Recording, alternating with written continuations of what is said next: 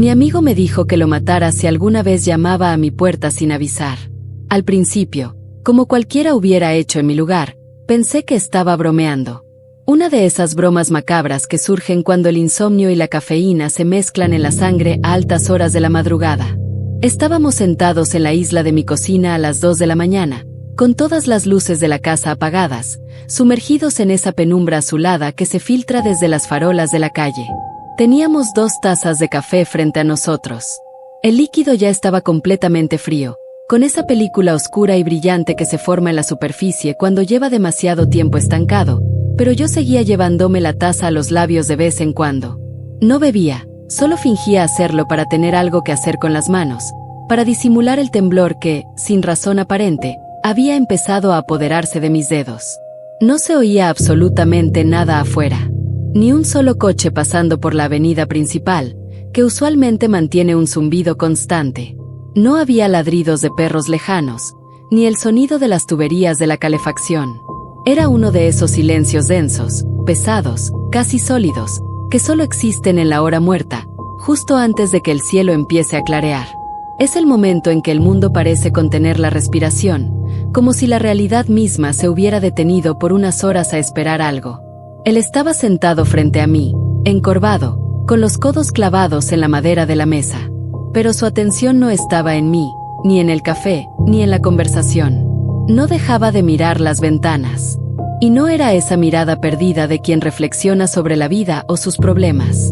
No. Él observaba el cristal oscuro con una intensidad militar, como un soldado que vigila una trinchera enemiga sabiendo que el ataque es inminente. Cada 30 segundos, sus ojos se disparaban hacia el reflejo negro de la ventana, escaneando la oscuridad del patio trasero. Era como si tuviera miedo de ver algo al otro lado, o peor aún, como si tuviera miedo de verse a sí mismo en un espejo que no le devolviera el reflejo correcto. Si alguna vez aparezco en tu casa sin avisar, dijo de repente, con una voz demasiado tranquila. Era una calma artificial, plana, como la superficie de un lago profundo donde algo se está pudriendo en el fondo. No abras la puerta. Me reí. Fue un reflejo nervioso, un mecanismo de defensa ante la absurda solemnidad de su tono. No porque me pareciera gracioso, sino porque no sabía cómo reaccionar ante la fractura evidente en su comportamiento habitual. Era el tipo de comentario que intentas desestimar rápidamente. «Qué raro te pones cuando no duermes», le dije, intentando aligerar el aire que se sentía cada vez más viciado. «Llevas días sin descansar bien. La falta de sueño te está jugando malas pasadas. Estás paranoico, amigo». Ni siquiera sonrió. Ni siquiera parpadeó. Sus ojos, rodeados de unas ojeras violáceas profundas que parecían moratones, se clavaron en los míos con una seriedad que me heló la sangre. «Hablo muy en serio», continuó, y su voz bajó un tono, volviéndose áspera, casi irreconocible. «Si te toco la puerta, si te llamo por teléfono, si te mando un mensaje pidiéndote que me dejes entrar porque hace frío o porque olvidé mis llaves, no lo hagas. Por lo que más quieras, no lo hagas». Algo en su tono, una vibración de terror genuino, hizo que dejara la taza en la mesa con un golpe seco. Ya no sonaba a broma. El aire de la cocina pareció enfriarse 10 grados de golpe. «¿Y si te pasa algo?», pregunté, sintiendo que la garganta se me secaba. «¿Y si estás herido y necesitas ayuda urgente?». Entonces bajó un poco más la voz, inclinándose sobre la mesa, invadiendo mi espacio personal hasta que pude oler el sudor rancio y el miedo en su piel. «¿Y si insisto?», dijo, «si sueno desesperado, si te digo que tengo miedo, si te digo que me siguen, si te grito que me van a matar, tienes que matarme, tienes que disparar a través de la puerta sin dudarlo». Sentí un escalofrío recorrer mi columna vertebral. No sonreí, no me reí, solo lo miré, intentando encontrar al amigo que conocía desde hacía 20 años detrás de esa máscara de terror. Habíamos pasado noches enteras hablando de cualquier cosa, riéndonos de tonterías, acompañándonos en momentos difíciles, rupturas y duelos. Nunca había sido dramático. Nunca había sido supersticioso. Era el hombre más lógico y escéptico que conocía. «¿Por qué me dirías algo así?», pregunté, mi voz apenas un susurro. «¿Qué clase de broma es esta?». Se quedó callado unos segundos interminables. Luego se levantó bruscamente, La silla chirrió contra el suelo de baldosas como un grito. Caminó hacia la ventana, se pegó a la pared y miró de reojo hacia la calle a través de una rendija mínima en la cortina. No miró afuera por mucho tiempo. Solo lo justo, como si confirmar que no había nada fuera peor que no mirar. Volvió a sentarse, con los movimientos rígidos de un autómata. Porque si voy a tu casa, dijo mirando sus manos entrelazadas, significa que ya no soy yo. Fue entonces cuando me contó lo que pasó en el norte. Me dijo que había decidido ir de excursión solo, que necesitaba alejarse de todo, del ruido incesante de la ciudad, de las notificaciones del teléfono, de la gente. Quería silencio. Eligió una zona boscosa remota, cerca de la frontera, que apenas aparecía mencionada en algunos mapas topográficos antiguos. No era un parque nacional, ni una zona turística. Era simplemente un vasto océano de pinos y maleza olvidado por la civilización. Los lugareños del último pueblo donde paró a poner gasolina evitaban ese lugar. No le advirtieron sobre osos, ni lobos, ni criminales. Simplemente, cuando mencionó hacia dónde iba, el encargado de la gasolinera dejó de hablar, le cobró sin mirarle a los ojos y se metió en la trastienda. Decían que a esa tierra no le gustaba la gente. No había senderos marcados, ni señales, ni marcas de pintura en los árboles para guiar a los excursionistas. Solo árboles idénticos, uno tras otro, pinos centenarios tan parecidos entre sí que después de unas horas dejabas de estar seguro de si estabas avanzando o caminando en círculos concéntricos hacia la locura. El primer día fue normal, idílico incluso. La soledad que buscaba estaba allí. El segundo día, sin embargo, la atmósfera cambió. Se volvió incómoda. Al tercer día se dio cuenta de la verdad. No estaba solo. No era una sensación vaga, no era el típico miedo irracional a la oscuridad que todos sentimos en la naturaleza. Era algo preciso, algo biológico. Algo caminaba con él. No detrás, acechando como un depredador común. No, caminaba paralelo a él. A su izquierda, siempre oculto tras la espesura de los árboles. Si él daba 10 pasos, escuchaba, o más bien sentía, el desplazamiento de algo dando 10 pasos a su lado. Si él se detenía bruscamente para escuchar, aquello se detenía en seco. Pero nunca se oía una rama crujir bajo un peso. Nunca se oía una respiración. Era un mimetismo de movimiento perfecto. Nunca vi movimiento entre los árboles durante esos primeros días, me dijo. Solo sabía que estaba allí. La presión en el aire era insoportable, como antes de una tormenta eléctrica. Hasta que finalmente, al atardecer del tercer día, con la luz cayendo y las sombras alargándose como dedos negros sobre el suelo, lo vio.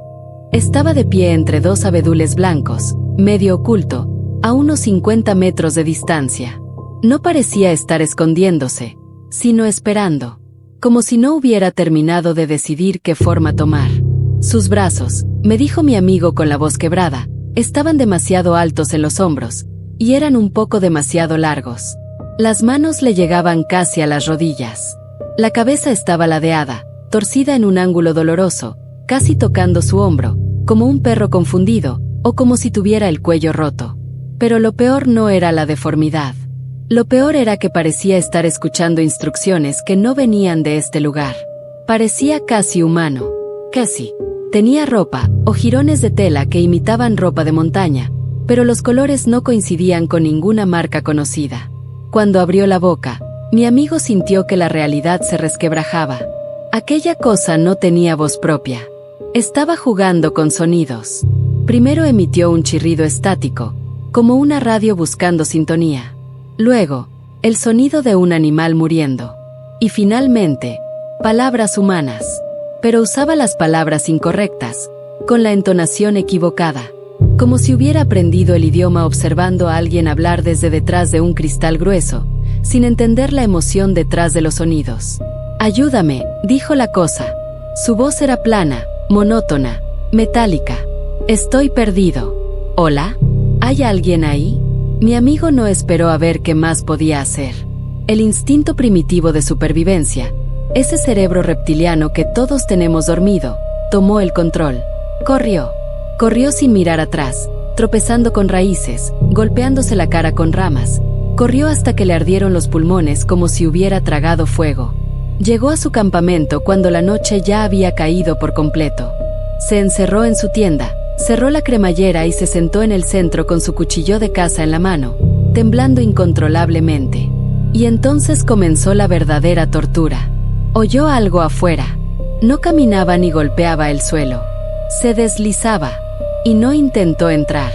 No rasgó la tela de la tienda con garras. No atacó físicamente. Hizo algo mucho peor. Empezó a practicar. Durante horas, en la oscuridad absoluta del bosque, esa cosa caminó en círculos alrededor de la tienda repitiendo el nombre de mi amigo. Javier, decía con una voz gutural y profunda. Javier, repetía segundos después, pero ahora con un tono agudo, femenino. Javier, ábreme, susurraba con la voz de su madre. Cambiaba el tono cada vez. Modulaba la frecuencia. Pasaba de la calma al pánico, de la ira a la risa, del llanto al grito. Nunca tocó la tienda. Solo aprendía. Estaba calibrando su instrumento. Estaba perfeccionando su disfraz sonoro. Mi amigo se tapó los oídos, rezó a dioses en los que no creía, lloró en silencio. Pero la cosa seguía. Escuchó su propia voz, la voz de Javier, siendo reproducida afuera. Al principio sonaba distorsionada, pero con cada repetición se volvía más clara, más humana, más idéntica a él. Hacia el amanecer, el bosque quedó en silencio de nuevo. Un silencio sepulcral. Mi amigo esperó hasta que la luz del sol golpeó la tela de la tienda para salir. Salió con el cuchillo en alto, esperando el ataque. Pero no había nada. Revisó el suelo de barro alrededor del campamento. Había 2 pares de huellas. Unas eran las de sus botas, llegando la noche anterior. Las otras eran terribles. Eran huellas de pies descalzos, largos, estrechos, con dedos que se hundían profundamente en la tierra húmeda. Esas huellas habían dado vueltas alrededor de la tienda durante toda la noche. Pero lo que rompió la mente de mi amigo fue ver la dirección de las huellas. Había huellas que se alejaban hacia la espesura, pero no había huellas que regresaran. Solo había huellas de ida. Como si aquello hubiera llegado, hubiera tomado lo que necesitaba, su voz, su miedo, su identidad, y se hubiera marchado para usarlo en otro lugar. O peor, como si una parte de ello se hubiera quedado. Cuando terminó de contarme todo esto, vi que sus ojos eran más pequeños, hundidos en las cuencas. Como si algo se hubiera vaciado dentro de él. Me siguió a casa, dijo. No inmediatamente. Esperó hasta que bajé la guardia. Eso es lo que hacen. Son depredadores de paciencia infinita. Le dije que necesitaba dormir, que estaba agotado, deshidratado y en estado de shock traumático. Incluso le pregunté suavemente si quería que llamara a un médico o a un terapeuta. Entonces mi muñeca se tensó. Me había agarrado el brazo con una fuerza sobrehumana, lo suficientemente fuerte como para doler, sus dedos clavándose en mi piel como garras de acero. Si voy hacia ti, dijo con los ojos desorbitados, inyectados en sangre, significa que funcionó. Significa que ha terminado de practicar. Significa que la copia es perfecta. Se fue antes del amanecer. Lo vi caminar hacia su coche bajo la luz gris y muerta de la mañana. Y esa fue la última vez que lo vi siendo el mismo. Me senté en la cocina un buen rato sin apagar la luz, incapaz de moverme. No lavé la taza. No me moví de la silla. Había algo en la forma en que cerró la puerta al salir que no podía sacarme de la cabeza. No tenía prisa. No estaba nervioso. Fue un movimiento cuidadoso, suave, mecánico. Como si supiera que alguien o algo estaba escuchando y no quisiera delatar su posición. Oh, y este pensamiento me provocó náuseas, como si estuviera imitando cómo un humano cierra una puerta, poniendo demasiada atención en el proceso. Incluso desde fuera miré la marca roja en mi muñeca donde me había agarrado, 5 puntos amoratados que tardarían días en desaparecer. Pasaron 3 semanas. 3 semanas de silencio absoluto. Intenté llamarlo al día siguiente, pero su teléfono estaba apagado o fuera de cobertura. Fui a su apartamento 2 veces. Las persianas estaban bajadas. El correo se acumulaba en el felpudo. Los vecinos no lo habían visto. Empecé a pensar en llamar a la policía, en reportar su desaparición. Pero su advertencia seguía resonando en mi cabeza, paralizándome. Si insisto, mátame. Cada noche me costaba más dormir. Cualquier ruido en la calle, cualquier crujido de la casa, me hacía saltar de la cama con el corazón en la garganta. Hasta esta noche. Son las 3:15 de la madrugada. Estoy despierto, sentado en el sofá de mi sala, con la pistola que mi padre me dejó en herencia sobre la mesa de centro. Nunca pensé que la sacaría de su caja. Está cargada. Mis manos sudan. Hace 10 minutos, escuché pasos en el porche. No eran pasos normales. Eran pesados, deliberados.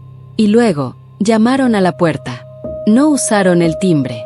Golpearon la madera. 3 veces. Toc, toc, toc. Con un ritmo perfecto. Demasiado perfecto. Matemático. Me acerqué a la puerta, arrastrándome por el pasillo en la oscuridad, sintiendo como el pánico me cerraba la garganta. Miré por la mirilla. Y allí estaba. Es él. Es Javier. Está de pie bajo la luz amarillenta del porche. Pero se ve bien. Demasiado bien. Ya no tiene las ojeras profundas de la última vez. Su piel, que hace 3 semanas estaba pálida y enferma, ahora tiene un color rosado, saludable, casi brillante. Está sonriendo, pero es una sonrisa que enseña demasiados dientes. Sus labios están estirados hasta el límite, como si la piel de su cara le quedara pequeña, como si alguien estuviera estirando una máscara de goma desde dentro. Sus ojos están muy abiertos, sin parpadear, fijos en la mirilla, como si supiera que estoy aquí, al otro lado, mirándolo. Soy yo, dijo. Su voz atravesó la madera de la puerta. No gritó, pero lo escuché con una claridad aterradora, como si estuviera susurrándome directamente al oído. Abre, por favor. Se me olvidaron las llaves y hace mucho frío aquí fuera. Retrocedí un paso, alejándome de la puerta. El arma me pesaba en la mano. Vamos, amigo, insistió la voz. Es su voz. Es idéntica. Tiene el mismo timbre, el mismo acento, las mismas pausas características al hablar. Ya estoy mejor. Lo del bosque fue una tontería, una crisis nerviosa. Estaba drogado por la falta de sueño, alucinando. Déjame entrar. Quiero explicarte todo y reírnos de ello con una cerveza. Mis dedos temblaban mientras quitaba el seguro del arma. Mi mente lógica, la parte de mí que quiere creer que el mundo es normal y seguro, me gritaba que abriera. Es mi amigo. Está bien. Se ha recuperado. ¿Voy a dispararle a mi mejor amigo por una historia de miedo que me contó una noche de insomnio? Pero entonces recordé la advertencia. Si sueno lógico. Si te digo que estoy bien. ¿Por qué no abres?, preguntó desde fuera. El tono cambió sutilmente. Hubo un matiz de impaciencia, un chirrido casi imperceptible al final de la frase, como una interferencia de radio. Sé que estás ahí.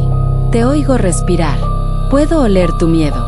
Me quedé inmóvil, conteniendo la respiración. La cosa al otro lado de la puerta soltó una risita suave. No era la risa de Javier. Era una imitación de risa, una secuencia de sonidos ja separados, sin alegría, sin humor. Abre la puerta, gritó de repente. Y la voz se rompió. Se convirtió en 2 voces sonando al mismo tiempo, superpuestas. Una grave, gutural, profunda como la tierra, y otra aguda, chillona, humana. Abre la puerta. Tengo frío. Soy Javier. El pomo de la puerta empezó a girar. Lentamente. Hacia la izquierda. Hacia la derecha. La estructura de madera crujió violentamente, como si algo enormemente pesado, mucho más pesado que un hombre, se estuviera apoyando contra ella. Levanté el arma con ambas manos, apuntando al centro de la puerta, a la altura del pecho. Las lágrimas me nublaban la vista. Javier me dijo que viniera, susurró la cosa desde el otro lado, volviendo a esa voz suave, dulce, casi hipnótica. Javier ya no está. Javier se quedó en el bosque. Ahora estoy yo. Y tengo mucha hambre. Déjame entrar. Quiero probar tu piel. El silencio ha vuelto al pasillo. El pomo ha dejado de girar. Pero sé que no se ha ido. Veo la sombra de 2 pies por debajo de la puerta, bloqueando la luz del porche. Están descalzos. Y los dedos de esos pies son demasiado largos. Están esperando. No va a derribar la puerta. No necesita hacerlo. Tiene paciencia. Tiene toda la noche. Y sabe que en algún momento tendré que salir. O tal vez, solo tal vez, Está esperando a que me duerma para empezar a practicar mi voz.